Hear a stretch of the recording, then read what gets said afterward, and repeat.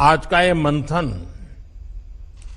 ऐसे समय में हो रहा है जब देश अपने पर्सनल, इंटेलेक्चुअल, इंडस्ट्रियल टेम्परामेंट और टैलेंट को दिशा देने वाले पूरे इकोसिस्टम को ट्रांसफॉर्म करने की तरफ तेजी से बढ़ रहा है।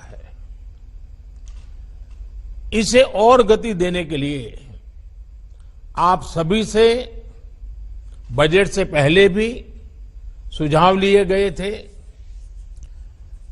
नई राष्ट्रीय शिक्षा नीति के संबंध में भी देश के लाखों लोगों से विचार विमर्श करने का सौभाग्य मिला था और अब इसके इम्प्लीमेंटेशन के लिए हम सभी को साथ मिलकर चलना है। साथियों, आत्मनिर्भर भारत के निर्माण के लिए देश के युवाओं में आत्मविश्वास उतना ही जरूरी है। आत्मविश्वास तभी आता है जब युवा को अपनी एजुकेशन, अपनी नॉलेज, अपनी स्किल पर पूरा भरोसा हो, विश्वास हो। आत्मविश्वास तभी आता है जब उसको एहसास होता है कि उसकी पढ़ाई उसे अपना काम करने का अवसर दे रही है और जरूरी स्किल भी दे रही है। नई राष्ट्रीय शिक्षा नीति इसी सोच के साथ बनाई गई है। प्री नर्सरी से पीएचडी तक राष्ट्रीय शिक्षा नीति के हर प्रावधान को जल्द से जल्द जमीन पर उतारने के लिए अब हमें तेजी से काम करना है। कोरोना की वजह से अगर रफ्तार कुछ धीमी भी पड़ी थी तो अब उसके प्रभाव से निकलकर हमें जरा गति बढ़ानी भी जरूरी है और आगे बढ़ना भी जरूरी है। इस वर्ष का बजट भी इस दिशा में बहुत मददगार सिद्ध होगा। इस वर्ष के बजट में हेल्थ के बाद जो दूसरा सबसे बड़ा फोकस है वो एजुकेशन, स्किल, रिसर्च और इनोवेशन पर ही है। देश के यूनिवर्सिटी, कॉलेज और R&D इंस्टीट्यूशंस को मैं बेहतर सिनर्जी आज हमारे देश के सबसे बड़ी जरूरत बन गई है। इसी को ध्यान में रखते हुए ग्लू ग्रांट का प्रावधान किया गया है, जिसके तहत अभी 9 शहरों में इसके लिए जरूरी मैकेनिज्म तैयार किए जा सके। साथियों, अप्रेंटिसशिप पर, स्किल डेवलपमेंट और अपग्रेडेशन पर इस बजट में जो बल दिया गया है वो भी अभूतपूर्व है।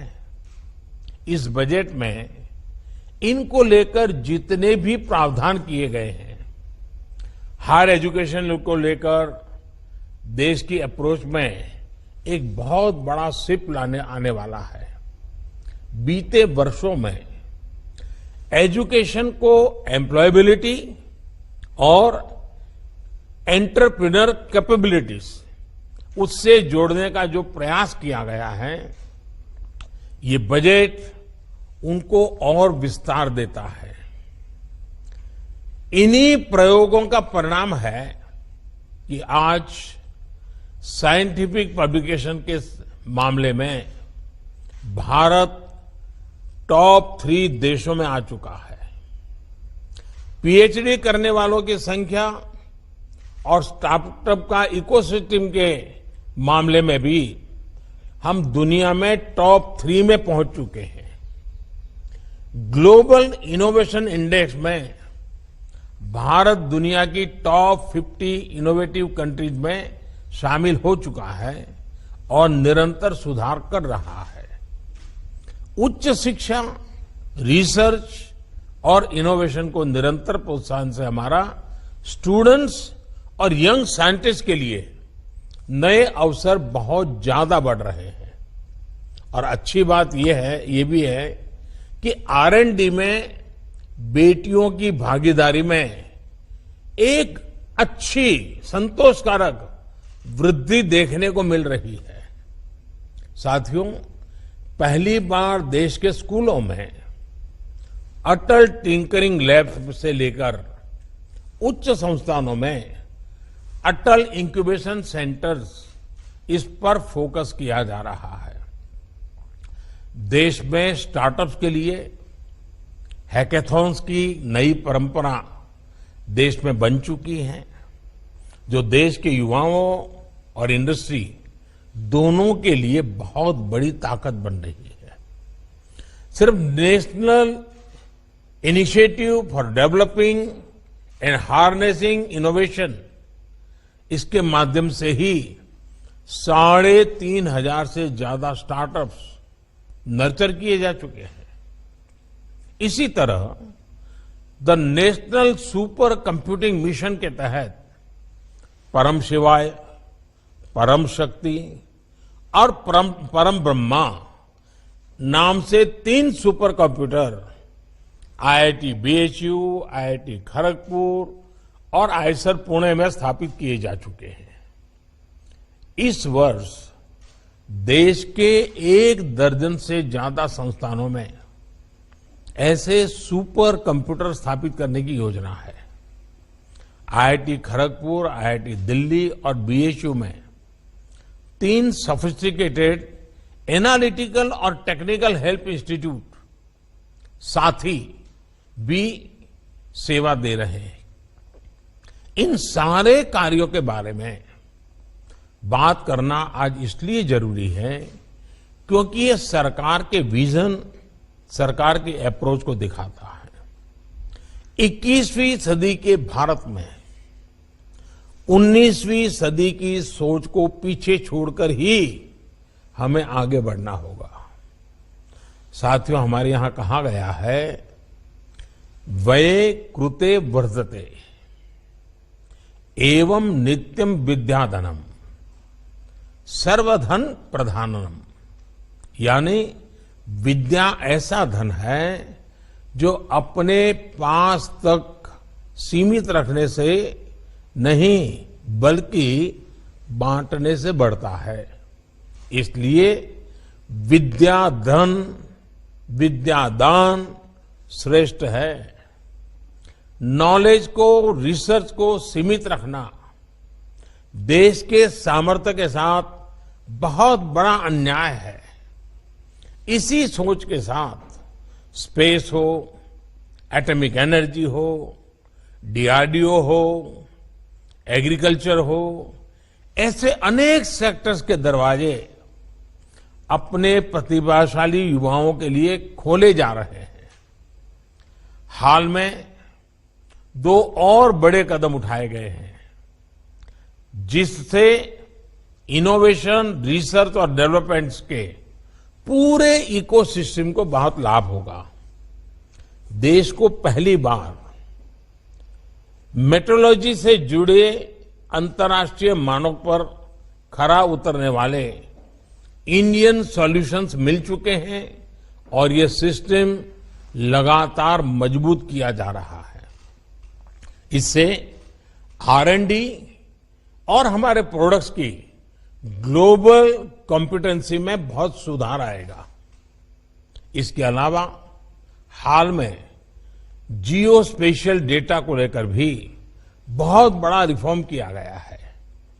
अब स्पेस डेटा और इससे आधारित स्पेस टेक्नोलॉजी को देश के युवाओं के लिए, देश के युवा एंटरप्रेन्योर्स के लिए, स्टार्टअप्स के लिए खोल दिया गया है। मेरा आप सभी साथियों से आग्रह है कि इन रिफॉर्म्स का ज्यादा से ज्यादा उपयोग करें, ज्यादा से ज्यादा लाभ उठाएं। साथियों, इस वर्ष के बजट में इंस्टीट्यूशनल मेकिंग और एक्सेस पर और जोर दिया गया है। देश में पहली बार नेशनल रिसर्च फाउंडेशन का निर्माण किया जा रहा है। इसके लिए 50,000 करोड़ रुपए का प्रावधान किया गया है। इससे रिसर्च से जुड़े संस्थानों के स्ट्रक्चर से लेकर R&D, एकेडेमिया और इंडस्ट्री की लिंकेज को बल मिलेगा। बायोटेक्नोलॉजी से जुड़ी रिसर्च के लिए बजट में 100% से ज्यादा की वृद्धि सरकार की प्राथमिकताओं को दर्शाती है। साथियों, भारत के फार्मा और वैक्सीन से जुड़े रिसर्चर्स ने भारत को सुरक्षा और सम्मान दोनों दिलाया है। अपने इस सामर्थ्य को और सशक्त करने के लिए सरकार पहले ही 7 national institute of pharmaceutical education research को राष्ट्रीय महत्व के संस्थान घोषित कर चुकी है। इस सेक्टर में R&D को लेकर प्राइवेट सेक्टर की हमारी इंडस्ट्री की भूमिका बहुत प्रशंसनीय है। मुझे विश्वास है कि इस भूमिका का आने वाले समय में ज्यादा से ज्यादा विस्तार होगा। साथियों, अब बायोटेक्नोलॉजी के सामर्थ्य का दायरा देश की खाद्य सुरक्षा, देश के पोषण, देश की कृषि के हित में कैसे व्यापक हो, इसके लिए प्रयास किए जा रहे हैं। किसानों की आय बढ़ाने के लिए, उनका जीवन बेहतर बनाने के लिए बायोटेक्नोलॉजी से जुड़ी रिसर्च में जो साथी लगे हैं, देश को बहुत उनसे उम्मीदें हैं। मेरा इंडस्ट्री के तमाम साथियों से आग्रह है कि इसमें अपनी भागीदारी को बढ़ाएं। देश में 10 biotech university research, joint industry translation cluster Urjit भी बनाए जा रहे हैं, ताकि इसमें होने वाले इन्वेंशंस और इनोवेशंस का इंडस्ट्री तेजी से उपयोग कर सके। इसी तरह देश के 100 से ज्यादा एस्पिरेशनल डिस्ट्रिक्ट्स में बायोटेक किसान प्रोग्राम हो, Himalayan bio resources mission program हो या फिर consortium program on marine biological network हो, इसमें रिसर्च और इंडस्ट्री की भागीदारी बेहतर कैसे हो सकती है, इसके लिए हमें मिलकर काम करना है। साथियों, फ्यूचर फ्यूल, ग्रीन एनर्जी हमारी एनर्जी में आत्मनिर्भरता के लिए बहुत जरूरी है। इसलिए बजट में घोषित हाइड्रोजन मिशन एक बहुत बड़ा संकल्प है। भारत ने हाइड्रोजन व्हीकल का टेस्ट कर लिया है।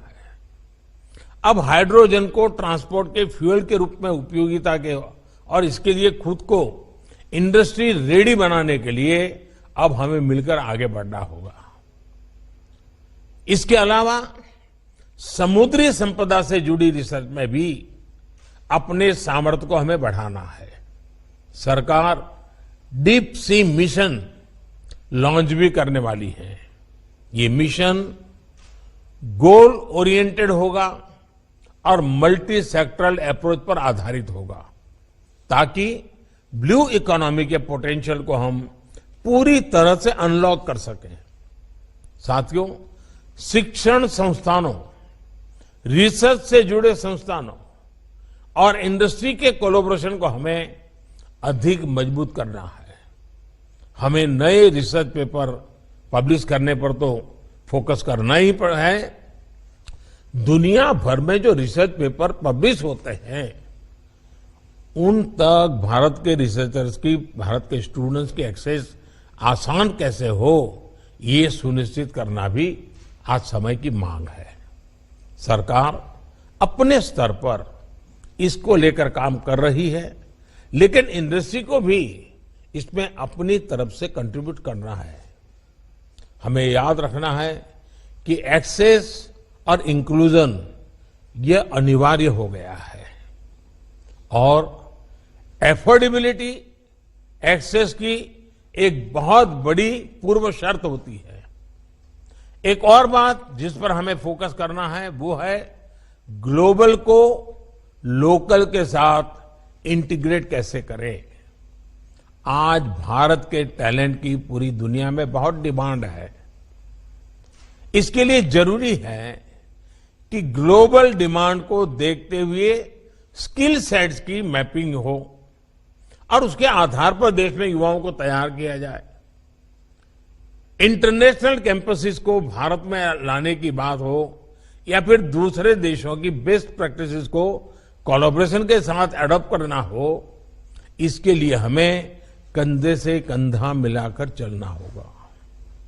देश के युवाओं को इंडस्ट्री रेडी बनाने के साथ साथ नई चुनौतियां, बदलती टेक्नोलॉजी के साथ स्किल अपग्रेडेशन करने के प्रभावी मैकेनिज्म के बारे में भी एक संगठित प्रयास की जरूरत है। इस बजट में ईज ऑफ डूइंग अप्रेंटिसशिप, इस प्रोग्राम से भी इंडस्ट्री और देश के युवाओं को बहुत लाभ होने वाला है।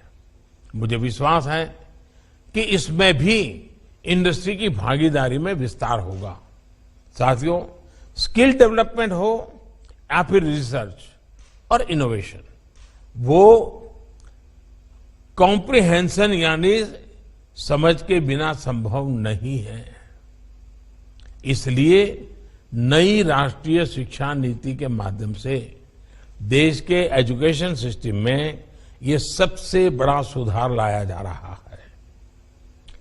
इस वेबिनार में बैठे तमाम एक्सपर्ट, तमाम शिक्षाविदों से बेहतर ये कौन जानता है कि विषय की समझ में भाषा का एक बहुत बड़ा योगदान होता है।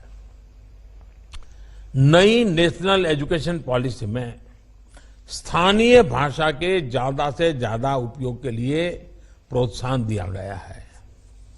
अब ये सभी शिक्षाविदों का, हर भाषा के जानकारों का दायित्व है कि देश और दुनिया का बेस्ट कंटेंट भारतीय भाषाओं में कैसे तैयार हो। टेक्नोलॉजी के इस युग में ये पूरी तरह से संभव है। प्राइमरी से लेकर उच्च शिक्षा तक भारतीय भाषाओं में एक बेहतरीन कंटेंट देश के युवाओं को मिले, ये हमें सुनिश्चित करना है। मेडिकल हो, इंजीनियरिंग हो, टेक्नोलॉजी हो, मैनेजमेंट हो, ऐसी हर एक्सपर्टाइज के लिए भारतीय भाषाओं में कंटेंट का निर्माण करना जरूरी है।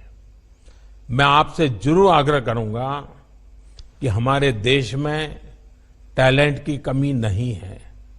गांव हो, गरीब हो, जिसको अपनी भाषा के सिवाय और कुछ नहीं आता है, उसकी टैलेंट कम नहीं होती है। भाषा के कारण हमारे गांव के, हमारे गरीब की टैलेंट को हमने मरने नहीं देना चाहिए। देश की विकास यात्रा से उसको वंचित नहीं रखना चाहिए। भारत की टैलेंट गांवों में भी हैं, भारत की टैलेंट गरीब के घर में भी हैं, भारत की टैलेंट किसी एक कोई बड़ी भाषा से वंचित रह गए हमारे देश के बच्चों में भी हैं। और इसलिए उस टैलेंट का उपयोग इतने बड़े देश के लिए जोड़ना बहुत जरूरी है। इसलिए भाषा के बैरियर से बाहर निकल करके हमें उसकी भाषा में उसकी टैलेंट को फलने फूलने के लिए अवसर देना, ये मिशन मोड में करने की जरूरत है। साथियों, बजट में घोषित नेशनल लैंग्वेज ट्रांसलेशन मिशन, इसके लिए ये बहुत प्रोत्साहन मिलेगा।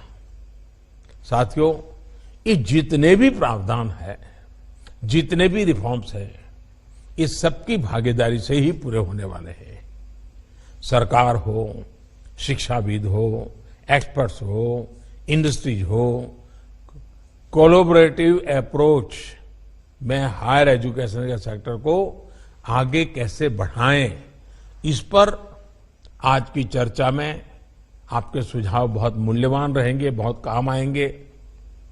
मुझे बताया गया है कि अगले कुछ घंटों में इससे जुड़ी 6 थीम्स पर यहां विस्तार से चर्चा होगी। यहां से निकलने वाले सुझावों और समाधानों से देश को बहुत उम्मीद है और मैं आपसे ये आग्रह करूंगा कि अब नीति में ये बदलाव होना चाहिए या बजट में ये बदलाव होना चाहिए, वो समय पूरा हो चुका है। अब तो नेक्स्ट 365 डेज 1 तारीख से ही नया बजट, नई स्कीम तेज गति से कैसे लागू हो जाए, ज्यादा से ज्यादा हिंदुस्तान के भूभाग पर वो कैसे पहुंचे, आखिरी व्यक्ति जहां पहुंचाना है वहां कैसे पहुंचे, रोड मैप कैसा हो, डिसीजन मेकिंग कैसा हो, जो छोटे मोटे हर्डल्स होते हैं इम्प्लीमेंटेशन में उससे मुक्ति कैसे हो, इन सारे बातों पर जितना ज्यादा फोकस होगा आपका, उतना ज्यादा लाभ 1 अप्रैल से ही नया बजट लागू करने में होगा। हमारे पास जितना समय है मैक्सिमम उपयोग करने का इरादा है। मुझे विश्वास है कि आपके पास अनुभव है, भिन्न भिन्न क्षेत्रों का अनुभव है, आपके विचार, आपके अनुभव और कुछ न कुछ जिम्मेवारी लेने की तैयारी हमें इच्छित परिणाम जरूर देंगे। मैं आप सबको इस वेबिनार के लिए, उत्तम विचारों के लिए, बहुत ही परफेक्ट रोड मैप के लिए अनेक अनेक शुभकामनाएं देता हूं। बहुत बहुत आभार।